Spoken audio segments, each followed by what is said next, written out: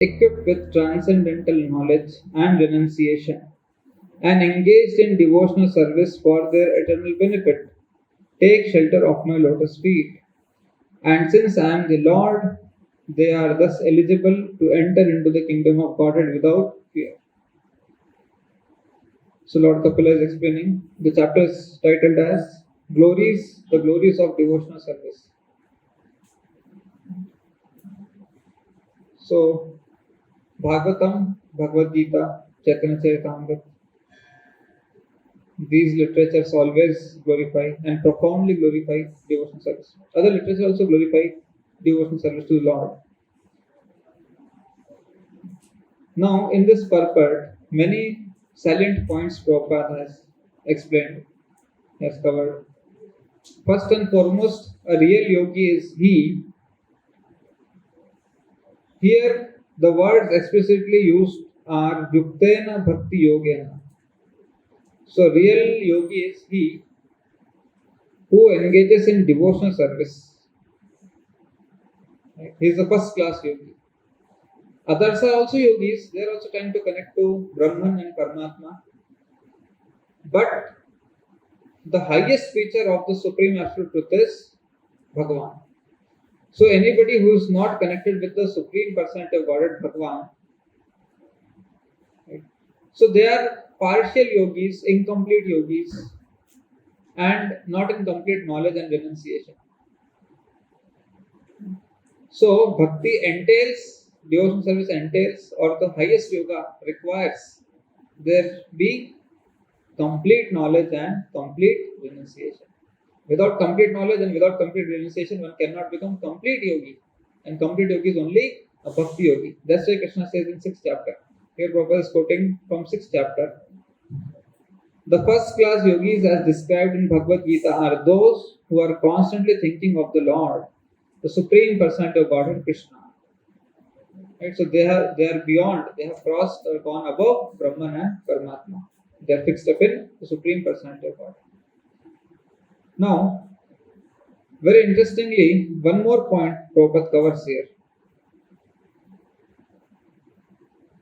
First canto, second chapter of Bhagavatam states, confirms that one who engages in the devotional service of Vasudeva Krishna has complete transcendental knowledge and renunciation. And then another place in the same purport, Prabhupada says, if there is a lack of knowledge and renunciation, it is to be understood that one is not in full devotional service. So, devotional service automatically gives complete knowledge and renunciation. Now, these are very nicely explained. Now, connecting this purport with the verse, Lord says, the yogis equipped with transcendental knowledge and renunciation and engage in devotional service enter into kingdom of Godhead without fear. So presently a yogi is in material world. From material world he has to go to kingdom of God. Right? Krishna Loka. So there are two things needed. What are two things needed? Knowledge and renunciation. Renunciation from this material world and complete knowledge of the Supreme Absolute Truth. By having complete knowledge of the Supreme Absolute Truth, one starts developing attachment for the Supreme Absolute Truth. Right? So on one hand, he starts giving up material bondage, material affection, and on the other hand, he develops affection for the Supreme Lord, that is spiritual affection. In this way, his grip or the entanglement in this material world is loosened, and his firmness in the spiritual world is strengthened. Now, exactly this thing is explained in Bhagavad Gita by the Lord in 15th chapter. 15th chapter, Lord explains the position of a living entity. The living entity is entrapped in this material world, which is compared to a perverted banyan tree, upside down banyan tree. Right? Urdha moolam, adha shakham, ashwattham prahurakam.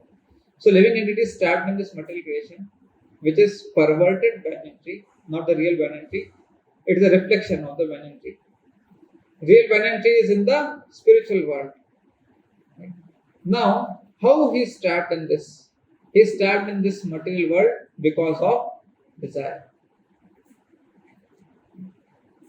So,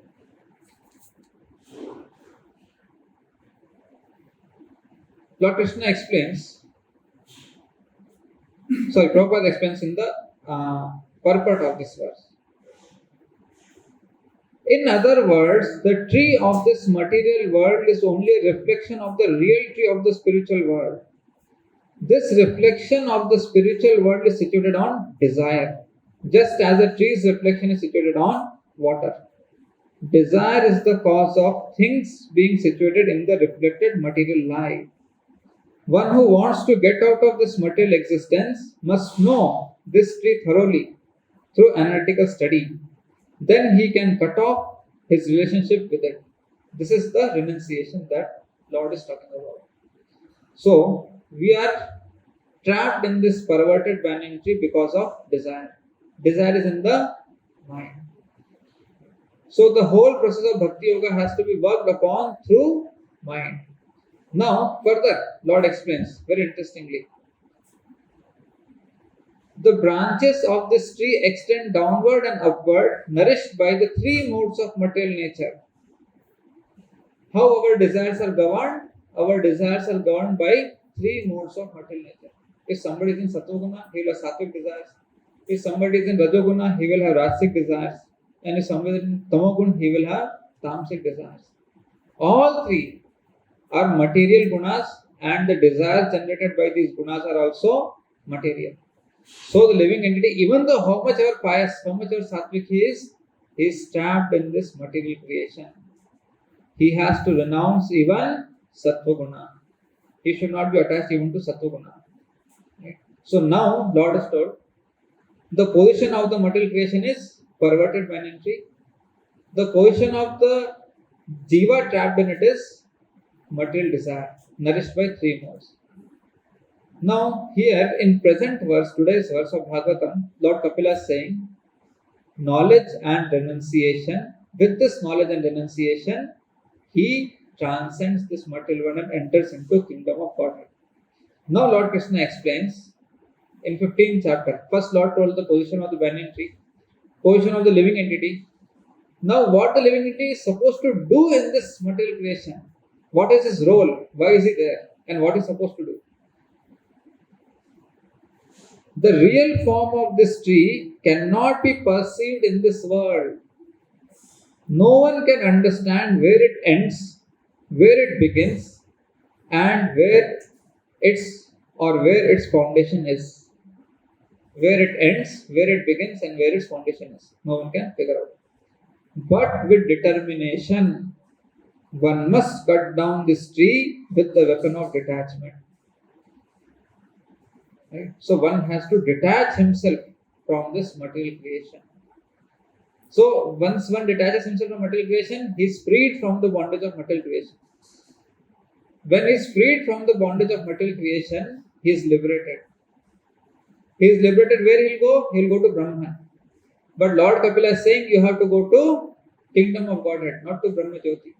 So further Lord says, but with determination, one must cut down this tree with the weapon of detachment. So you are detached from this material creation, you are liberated. But where do you go after getting liberated? So doing means while getting detached from this creation, one must seek that place from which having once gone, one never returns. While detaching from this material creation, at the same time, one must search for, acquire knowledge of the spiritual kingdom after reaching where one does not come back. So, detachment, renunciation, and knowledge are simultaneously practiced in Bhakti Yoga. Because one has to cultivate the knowledge of Bhakti Yoga, one has to learn about the spiritual kingdom where he has to go. Further, Lord says, continue. And there, surrender to that Supreme Personality of Godhead from whom everything has begun and in whom everything is abiding since time immemorial. So, the same instruction that Lord Kapila has given in today's discussion verse is given by Lord Krishna in Bhagavad Gita. One has to cultivate knowledge and at the same time renunciation from this material creation and enter into the kingdom of Godhead. So here all the 3 points are mentioned: knowledge, renunciation, and one must seek that place from which, having once gone, one never returns. Now the question arises, next question is, what is that knowledge and what is that renunciation? Next verse, Lord explains the renunciation and knowledge. Lord has told in 3rd, 4th verses, knowledge and renunciation. But renounce from what? And cultivate knowledge of what? This is the question. So Lord answers that question in 5th verse. One who is free from illusion, false prestige and false association. That means one has to give up, renunciation of illusion. That means one has to hear from authorized sources. Then only he will be free from illusion. So hearing from unauthorized sources has to be stopped. Free from false prestige, that nothing belongs to me, everything belongs to Krishna. Bhoktaram yagya tapasam, sarvaloka maheshwaram, suridam sarvabhutanam. All these 3 talk about false prestige.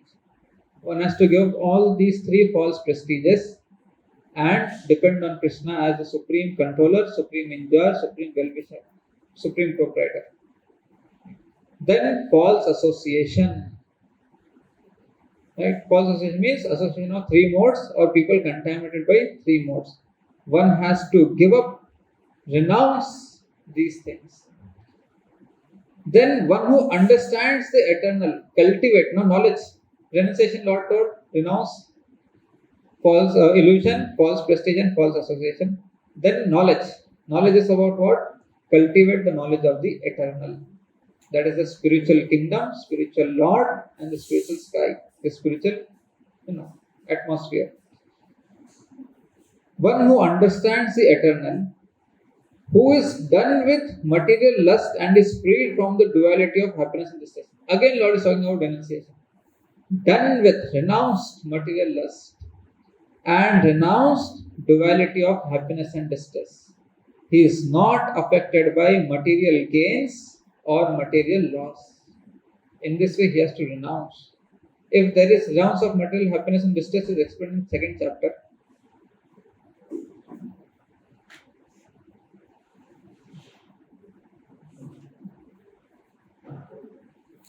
Do thou fight for the sake of fighting without considering happiness or distress, loss or gain, victory or defeat. Right? All these dualities have to be given up. So if there is happiness or distress, he is unaffected. This Lord explains Sit Pragya detailedly. Second, if there is happiness, he has to detach from that happiness. He should not be attached to the happiness. Right? Why? If one is attached to happiness, it will generate more desires. Whole problem is about desires, which are affected by 3 modes or influenced by 3 modes. So when Lord is talking about detachment, he is teaching us how to control the desires. Right? How to control the desires. Because for going to the spiritual world, the means is mind. Through mind, one enters into the spiritual kingdom. So Lord explains this. So entire process of Bhakti Yoga is to cultivate the mind. Lord says in 6th chapter, a man must elevate himself by his own mind. Right? Man must elevate himself by his own mind, not degrade himself. The mind is the friend of the conditioned soul and his enemy as well. So the whole training of Bhakti Yoga is how to detach the mind from the matter or material creation, material substance, and attach the mind to Krishna. For that, these are the processes, these are the activities mentioned to control the mind. So, freedom from happiness. Why one should be unattached to happiness? Happiness is good. No? Why we should be unattached to happiness? Because happiness again generates more material desires for sense gratification. Again, desire means entanglement in the perverted banyan tree. So to get rid of perverted banyan tree, one has to make his material desire zero and have only Krishna related desires, spiritual desires. Right? So happiness is also obstacle or stumbling block. So sometimes we take prasadam. So prasadam is very tasty. Right? So we should relish. But we should relish it as prasadam, not as tasty food. Oh, this is a very tasty item. The moment we get attached to tasty item, that means mind is after sense gratification, tongue is after sense gratification. Right? Both are after sense gratification. If we take that prasadam as a tasty food and indulge in it more, our attachment to pleasing the tongue, attachment to pleasing the mind increases. Our material existence increases. Right? So that's why devotional service is done as a service, not as an enjoyment activity. Right? That does not. So people who do not know this, that how prasadam has to be honored, how tasty prasadam has to be honored, so they abstain from having tasty food. These other yogis, they have very simple unsalted food, and if you give them 2-3 nice tasty items, they'll mix them, mash them together, so that they don't get attached to any one taste. If you give them some gulab jamun, khichdi, papad, pickle, they'll mix all four together. Then they'll have it. Why? They don't want to get attached. But devotee knows that there is a taste in this, there is a relishment in this. Our Mangalarti prayer itself says, Chatur Vidashi Bhagavad Prasada. So Bhagavad Prasada has to be tasty. It should have different kinds of taste, different kinds of varieties. It has to have these things. But a devotee knows how to not get attached to the taste, but to get attached to mercy of Lord in that. Right? That's why we chant the prayer. So it's a training for the mind, first of all. That mind has to come out of this material desires, material attachments. Now further Lord says, knowledge and renunciation. Again, 15.5 we are continuing. So he is done with material lust and is freed from the duality of happiness and distress. And who knows, again topic of knowledge. Knows means knowledge. Who knows how to surrender unto the Supreme Person, attains to that eternal kingdom. Exactly this is what in today's verse Lord Kapila is saying. The yogis equipped with transcendental knowledge and renunciation and engage in devotional service enter into the kingdom of Godhead without fear. So now here, one interesting point. Free from illusion. Right? When Lord says free from illusion, anywhere in Bhagavad Gita, when Lord talks about being freed from illusion, He's talking about the knowledge of soul and his relationship with the Supreme Personality of Godhead. Right? This we have discussed very often. The knowledge of soul and relationship with Supreme Personality of Godhead is explained in 4th chapter. Yad Gyatvana Punar Moham. Right? Evam Yasasi Pandava. Yad Gyatva Na Punar Moham. Moham means illusion. Na Punar Moham means no more illusion again. He will no more fall into illusion. This is what Lord says. One who is free from illusion. So only a person who knows this is free from illusion. He will not fall under illusion again. Only a person who knows this will not fall into illusion again. What is that? This. And when you have thus learned the truth, you will know that all living beings are but part of me and that they are in me and are mine. We are Krishna's. So one who knows that we are Krishna's, he will not fall into illusion again. That means his knowledge is perfect and he is free from illusion. His renunciation is perfect. Now Prabhupada says in the purport, if there is a lack of knowledge and renunciation, it is to be understood that one is not in full devotional service. When one engages properly in devotional service, then this knowledge becomes firm that I belong to Krishna, I am Krishna's. When one engages properly in devotional service, right, then this knowledge becomes firm and his renunciation becomes determined. With determination, he is able to renounce. But if there is a case when somebody says that I am not so learned, right? I am not so learned, and I do not know, how to practice bhakti yoga, how to engage in devotions nicely. So very nicely, Lord says, Lord gives that intelligence. Right? Lord Krishna gives that intelligence.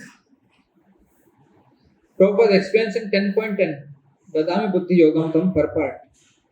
A person may have a bona fide spiritual master. Right? So we all have bona fide spiritual master and may be attached to a spiritual organization. That also applies to us. A person may have a bona fide spiritual master and may be attached to a spiritual organization.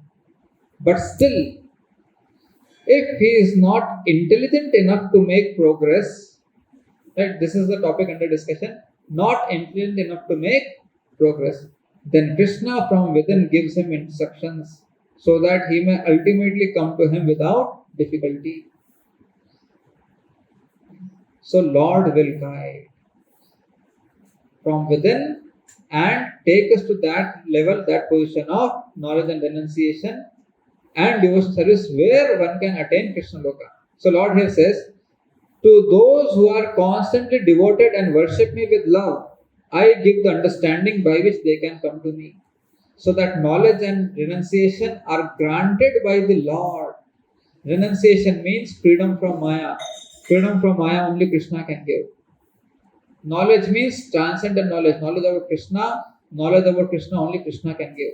So both the things, the control of Maya is loosened by Krishna's order and the understanding of Krishna is also given by Krishna's blessing. Both require Krishna's blessings.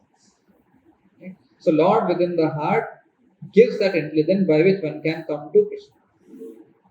Okay? So for a devotee, this is a blessing. Now further in the purport, Prabhupada says, what is the qualification to receive that blessing? Right? Nothing comes for free. Even the verse also says nothing comes for free. To those who are constantly devoted and worship me with love. Constant engagement, loving engagement, both are together required. Then Krishna says, I give the understanding. So it requires some effort, some endeavor from devotee's side to receive this. So nothing comes for free, even from Lord's side also. First you do this constant engagement and that too, laga diya service mein. Yes. Constant engagement and loving engagement. Okay. So Krishna from within will guide. Qualification. The qualification is that a person always engage himself in Krishna consciousness and with love and devotion render all kinds of services. So a devotee is not attached to a particular service. I want to do this, I like to do this. The moment it comes, it is personal desire based on three modes. The moment you are nourishing those desires by three modes, material entanglement will increase. So renunciation means absolute renunciation, only attachment to Krishna's order, Guru's order. Right? So this is one mention where Prabhupada said all kinds of services. He should perform some sort of work for Krishna and that work should be with love. Right? So one should give up any kind of attachment he has towards service, except that I have to do it with love, I have to do it with utmost sincerity. Personal liking or disliking of a service shows that one is not properly situated in devotional consciousness. Personal liking and disliking of a service means I am attached to my comfort, my liking, disliking, not to Guru's order. So still I am far away from devotional service. Sometimes we see this happening. Correct? I don't like this service, I am not comfortable with the service. But when one is not comfortable with certain service, if he does, he receives blessings of the Lord. Why? Because he is following the order of Guru, he is following the order of authorities. He receives the blessings of the Lord. So one can get a comfortable service and do that. After demanding, I want comfortable service, he can do the comfortable service, no problem. But the special mercy of the Lord, which comes when a devotee sacrifices his comfort, will be missed. This is that mercy which rapidly takes a devotee to Godhead. Right? This is the point one should always remember. As long as when it attached to his own comfort, discomfort, that means it's attached to his personal gain, personal liking, disliking, personal benefit. He is not attached to Krishna's pleasure. So now here the topic comes, the word comes is to those who are constantly devoted and worship me with love. Somebody who has love for Krishna, love means willingness to sacrifice. If somebody really loves Krishna, he'll be willing to sacrifice his personal comfort, discomfort, and work for Krishna. This is that situation, this is that sacrifice through which Lord gives the intelligence to come to him. Lord ignites the fire of knowledge and renunciation within the heart of the devotee. So for winning Krishna's heart, for getting that blessing, special mercy of the Lord within the heart, one has to sacrifice. Right? It all amounts to, boils down to sacrifice. By sacrificing, we learn to renounce. By sacrificing, we purify our mind and prepare ourselves to receive transcendental knowledge. So unless one is ready to sacrifice for Krishna, sacrifice for Guru, sacrifice for devotional service, his progress will be there, but it will be very slow. Very slow. So we'll just complete this. He should perform some sort of work for Krishna, and that work should be with love. Love means willingness to sacrifice. If a devotee is intelligent enough, he will make progress on the path of self-realization. If one is sincere and devoted to the activities of devotional service, the Lord gives him a chance to make progress and ultimately attain to him. That progress is knowledge and renunciation. Right? So, in this way, Lord Kapila is explaining how a devotee, what is the key element of devotee, which Prabhupada explains here. Prabhupada explains, Ahetuki, without reason they come. Even if a person is completely illiterate, okay, not intelligent enough, completely illiterate, the transcendental knowledge of the scriptures is revealed unto him simply because of his engagement in devotional service. That is also stated in the Vedic literature. To anyone who has full faith in the Supreme Personality of Godhead and spiritual master, all the import of the Vedic literature says revealed. So this knowledge is given by the Lord.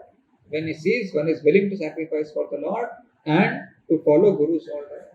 Right? So we'll stop here. Srimad Bhagavatam ki jai, Sri Prabhupada ki jai.